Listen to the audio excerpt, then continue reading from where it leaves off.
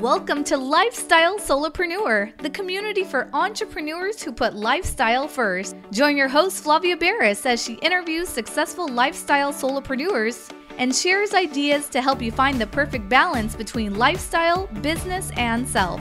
Flavia is an attorney, marketing expert, and founder of several online academies. She's been featured in major media including BBC World News, The Wall Street Journal, The New York Post, ESPN Television, and more. Join us for this episode of Lifestyle Solopreneur. Hey, Lifestyle Solopreneurs. Today we get to speak with Zack Boothe. Just a few years ago, he was a window cleaner. You can even find his window cleaning tutorial videos on YouTube with millions of views. However, Zack always dreamt of being a real estate investor.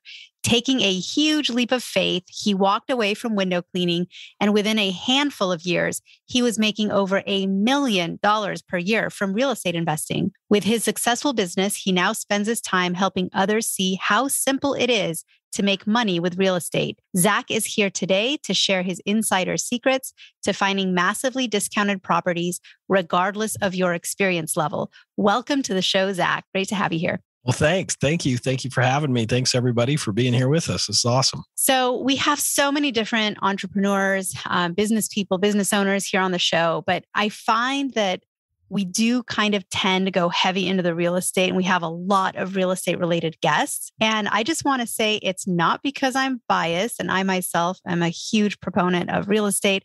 I'm a real estate investor. My whole family is.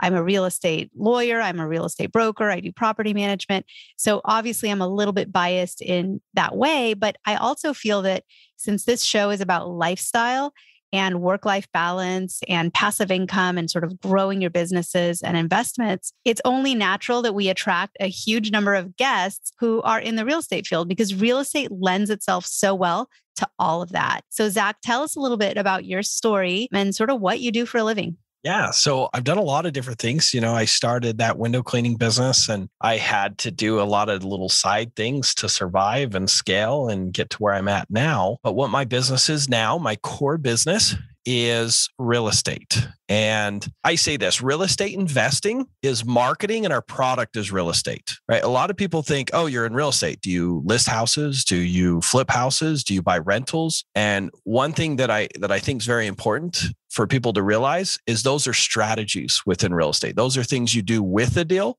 It's not real estate. Real estate investing is consistently finding opportunities and turning them into money with whatever strategy is the best for that situation of that seller or that deal. And so I have found a way to find properties at a massive discount. I mean, 40, 50 cents on the dollar consistently. So, I make over $1 million a year doing that.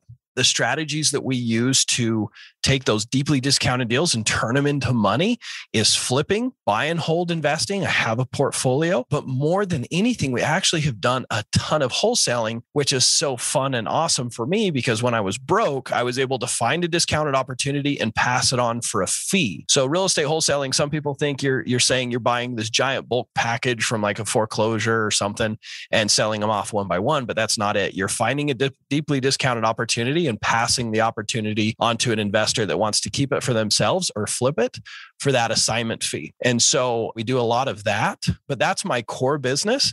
And I also help other people all across the country to do this as well. And that's actually where I spend the majority of my time because it's where I get my fulfillment. I spend about 4 to 5 hours a week is all in my investment business that generates really all my money. And my passion project is being on these podcasts. I create 2 of my own podcasts per week. I have 2 YouTube videos I create, 5 TikToks, 3 Instagram Reels. So I create all this content to try and serve and give back and help. And that's what I actually do with most of my working hours. And so that's kind of what I'm doing and what my job/businesses are right now. Well, this is going to be pretty educational and I think inspiring and probably very motivating too for people listening. I'm very familiar with wholesaling because I work in real estate, but for a lot of people, that may have been the first time they heard the term wholesaling when it comes to real estate. So give us sort of like more of a story form, some gal. Let's make it a gal because it's not just the guys out there doing real estate. Women in real estate is a huge sector. So let's make this a lady. So let's name her Beth. So if Beth wants to become a wholesaler, what does that mean she would be doing? Okay, so these are the steps, right? So what Beth is going to need to do is she first needs to find a list of investors that are consistently buying deals, whether they're flipping them or keeping them to buy and hold. So for example, if Flavia's buying deals in where are you buying deals, Flavia? Let's pick one of my favorite real estate investment cities. Let's pick Memphis. Memphis. Okay. So you find someone like Flavia and a handful of other people. Then you have to go and find a title company that understands the wholesaling process and can do the transaction for you, right?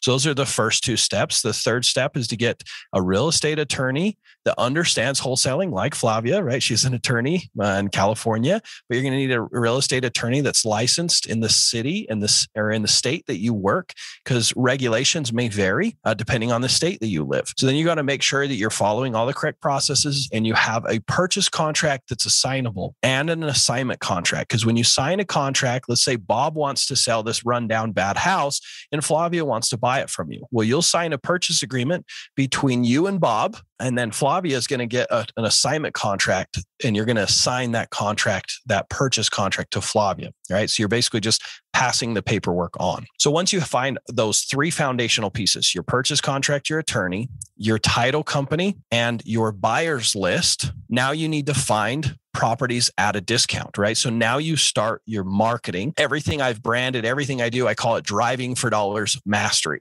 right? Because I make all of my money off of finding properties, doing driving for dollars. That's where we drive around, we identify houses with physical signs of neglect, and then reach out and see if they want to sell. If they want to sell, then we qualify them and say, okay, well, you might make more money if you fix it up and list it yourself. And if they're like, no, I don't want to deal with it, I just want to sell it as is. It's like, okay, I can make you an offer, but you may make a little bit less, but I can make it convenient for you, right? That's who we're trying to find. And it exists a lot more than people think, even in super hot markets like now. So that is the goal, is then to find properties at a discount with your marketing. And then you have all the foundational pieces in place and you pass those opportunities that you're finding on for an assignment fee, for a finder's fee, basically. My average wholesale deal here in Utah is $30,000, just over. But yeah, I mean, it's a big chunk of change for just finding the deal. So I think wholesaling is one of those little known careers, right? Like not a lot of people know. Little kids, if you ask them, what do you be when you grow up? What do you want to be, a fire person or police officer? You know, they're going to name all these things. Very few little 7-year-olds are going to say, I'd love to be a wholesaler when I grow up, because it's just not one of those known careers. But it is a fantastic career, especially for someone that's really good at sales. So if you are someone that right now has just a normal employee type job, you're either a telemarketer or you're working in any kind of outbound sales, it doesn't matter what it is. Sales is a skill that translates across industries. And if you found yourself being very successful, but you feel sort of underpaid and not in control of your own future career and schedule, you might have the talent to be a wholesaler, because a lot of wholesaling really is conversations with homeowners and talking people through their different options and helping them make decisions. Do you agree? I couldn't agree more. Well said. So apart from teaching people how to wholesale and how to invest in real estate in general, what else are you working on right now? A lot of things. We've expanded into another market. So I'm here in Utah, but I've expanded into Tampa. So we've got that project going. And I kind of mentioned to you before we started why we did that. I'm working to create more mentors as well. I'm trying to help and make as much of an impact as I can and help as many people as possible to find financial success and financial freedom, because I found that there's so many people that they're running from paycheck to paycheck. And that's the majority of their thought process, their concern, and they have so much to give the world and they're just so focused on paying the bills. I mean, it's an honest and great endeavor, but there's so many wonderful things that we would like to do and like to pursue, and more time that we'd like to be with our families and more things we'd like to do to serve our communities. But so many people are just bogged down with just buying food and paying their mortgage. And the more I can help with that, the more that I can make an impact. And so one of the things that I'm doing beyond just teaching people is I'm teaching mentors that have the same desires that I have to make an impact as well, because I only can coach so many people. So that's something I've been working on a lot lately, and it's been super, super fulfilling. Couldn't agree more with there's too many people sort of stuck in that paycheck to paycheck lifestyle.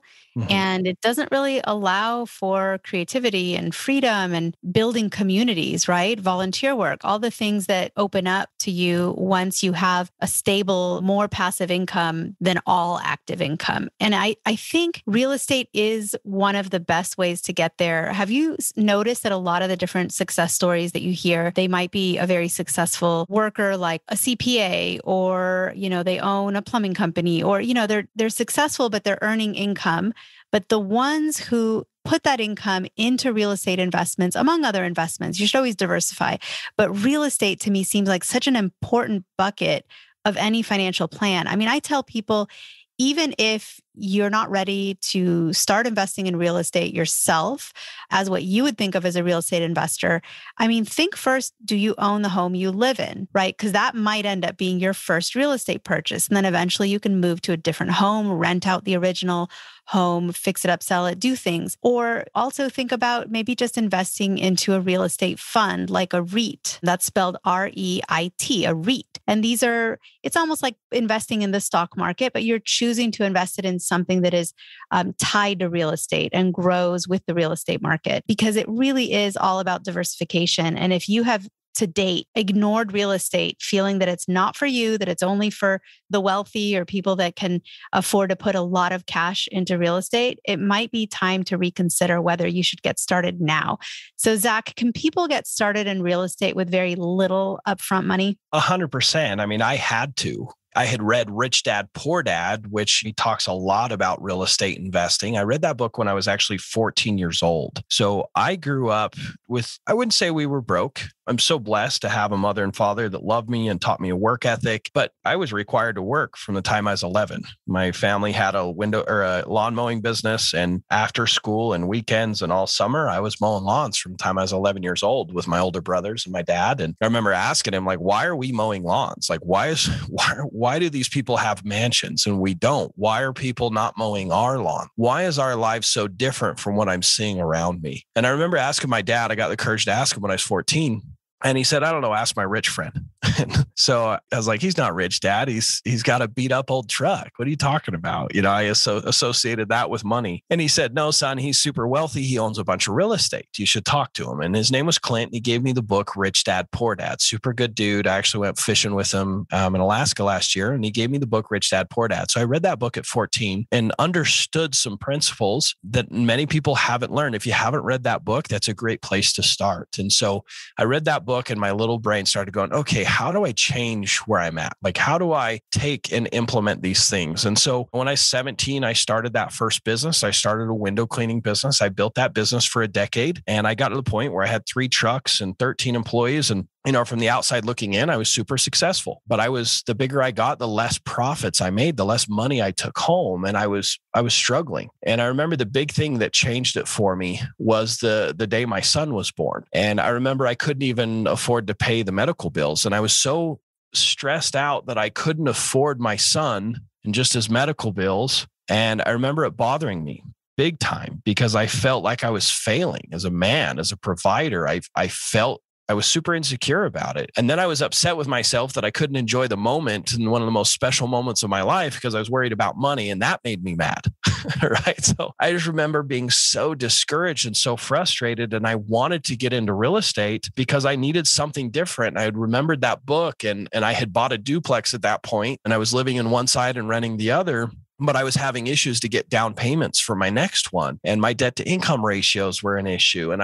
And I just didn't know how to break through. I didn't know how to break free. And that's when I had actually learned about, in that desperation, in that moment of pain, in that moment of struggle, I started listening to podcasts and reading books while I was out washing windows, looking for a solution to the problem that I had. And I learned about real estate wholesaling. I honestly don't even remember where I heard about it. And I honestly thought, well, that's stupid. Like, why would anyone give you a house at 50 cents on the dollar? Because you still have to sell them at a discount to the flipper buy and hold investor. No one would give their house away at a discount. I was very skeptical. I didn't believe it was possible. And I kind of just blew it off. And I just kept coming back to it. I kept hearing about it. And then I thought about it. I'm like, man, if I could find properties at 50 cents on the dollar, I'd have to be an idiot not to make a ton of money. I could flip them.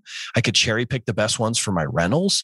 Like it was a solution to all my problems if this stuff was real. And then I had something happen to me that really changed my mind and made me really a believer. And I met a guy named Stan, and I was washing his windows, a very wealthy gentleman. And I found out he's a real estate developer. And I got talking to him. I was super intrigued, heard his story. And I said, man, it would be so cool if I could just get 2 rentals this year. It would be life-changing. And he said, oh, that's convenient. I've got these 2 properties I don't want to deal with. I'll sell them to you at a massive discount. And he'd sold them to me seller finance. And I ended up selling them the next year for over $130,000 profit. And that experience was the aha moment that the wealthy people that don't want to deal with their properties anymore will trade convenience over price. It happens all the time, but you don't see it because it's not out there in the general open public. Like people aren't really talking about it, not as much as they should. And I jumped into this world. I hired a coach and it completely changed my life. I walked away from my window cleaning business in the first 8 months of doing traditional wholesaling. I did like I can't remember the exact number. It was a little over $100,000 my first 8 months. The next 12 months after that, I did just shy of $500,000. And the year after that, I did 1.2 million doing real estate wholesaling. And it completely changed my life. I remember walking into the bank and writing a $50,000 check to write off all my debts and taking my wife on trips and doing things that I never imagined would be possible in just a few short years. And I had all this success and I had all this freedom and all this fulfillment, and you asked the question, is it possible to get started with very little money? Well, 100%. That was my story. That's how I started. And along the way, I don't want to go too far of a tangent, but I started coaching and serving and helping other people. And the whole reason is I had set a personal goal of putting $1 million in 10 people's pockets because I read something that you had to give away whatever you wanted to receive. So when I went from $500,000 to 1.2 million, I had a goal of putting $1 million in other people's pockets so I would be blessed and worthy of the $1 million I was going to make in my business. And so I started coaching these people with that intention only. I never had any goals of becoming a coach. I didn't think I ever wanted that. I still don't know if I do. I just find so much fulfillment in it that I continued to do it. I love it. I love changing people's lives because I know what it means for them, because I know what it meant to me for my coach to help me do what I've done. So I was up late one night. And to answer more of your question, how possible it is with very little money to get started. A lot of people, say BS, you can't sell it. They're skeptics like I was. Right. And so I was up super late one night, like, how do I help people believe and see that it's possible? Because if they're skeptical, if they don't believe it's possible, they're not going to make the investment into the coaching, into the marketing. They're just not going to take action. And if they don't take action, they're not going to get results. And if they don't get results, they're going to be stuck. And I'm like, how do I change that? I have to change their belief first. I have to help them see, because if they don't have massive conviction, I can't help them. So I was like, well, how do I do it? How do I do it? And I was like, why don't I just go show them? Why don't I give them that same gift that I was given of meeting Stan, seeing someone sell their property for convenience over price? So I was like, that's what I'm going to do. I'm going to take $1,000. I'm going to fly across the country and I'm going to document day by day. And I set a goal of making at least 40 grand in 40 days. The reason I picked $40,000 because it was the average American income. And 40 days is because it would be good marketing, right? 40 grand in 40 days. So I flew to Tampa and I went to work and I only got the $1,000 for marketing. And I actually turned that $1,000 into 3 wholesale deals. So I found 3 properties and passed them on for a fee. I made $93,000. I did a $10,000 deal. I did a $30,000 deal and I did a $53,000 deal. And I also picked up 2 more properties that I kept as rentals because they were such good rental properties, and with over $100,000 in equity. So really, I made much more than 93, but I figured doubling the goal was good enough. And I wanted to cherry pick some rentals while I was there. So it was an incredible experience. You guys can all watch that for free and see how possible it is. You can see that it is a lot of hard work. You see the action steps. I'm completely transparent on what I'm doing, why I'm doing it. You see my negotiations, all of it. So where can someone go to access that freebie? Yeah. So it's there's a link to go get full access to it. You go to dfdmastery.com/freebie.